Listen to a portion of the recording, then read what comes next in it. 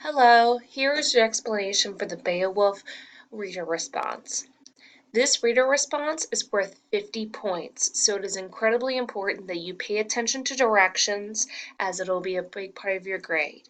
You don't have to work in Google, so if you are working in Google, you'll just have to hit File, make a copy, and then you'll be able to type in your Google Drive.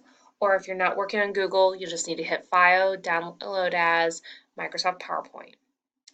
Okay, so you do not need to start reading any or answering any questions until slide 4, but there are a lot of important information that you'll have to apply to the assignment. So I want to make sure that you go over this. As you are completing this assignment, I want you to consider your writing.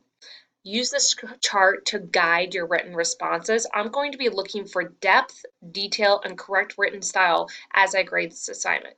So you need to make sure you remain focused, that you're organized, you have development, you're supporting your claims, you have style, and there's formatting.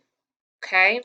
I'm looking to see that you properly embed your cited information within your writing, and I am looking for sure for I'm for sure looking for grammatically correct written responses that maintain a formal tone. Okay, so let's begin. As you look at this background information on Beowulf and Grendel, make sure you read this information about how Beowulf came to be such a popular story and how it was passed down into generations, because one of the tougher questions on this assignment will be referencing this page. Okay? So as you are completing this assignment, you're going to read, and as you go, you're going to answer questions. Okay? There are different levels of questions. We've talked about in the first, in week 3, we talked about the different levels of understanding, and this is how you'll be graded. You'll be graded on the gray level, the green level, and the pink level, and how well you respond to those questions, okay?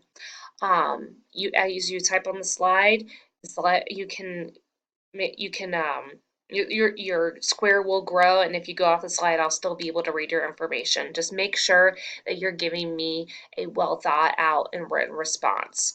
So as you read through, you'll see questions like, where can you find the influence of Christianity in this written version? Um, you might be thinking, I don't know. And that's because you probably didn't read this page. This page gives you the answer, okay? So you need to make sure you're drawing that conclusion, okay?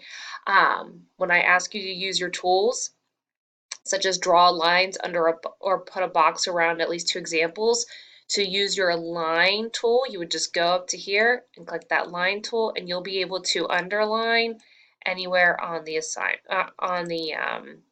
on the page. Okay. Now, as you're going through, you'll learn new terms such as kennings. If you're not quite sure what a kenning is, after we've gone over in class, you can just click the link, and it'll give you a dictionary definition. You will need to complete all of these slides. Okay, there are 13 of them. You'll have 9 slides to complete. Make sure that you are answering all of the questions, and that's a grammatically correct, focused answer for each question.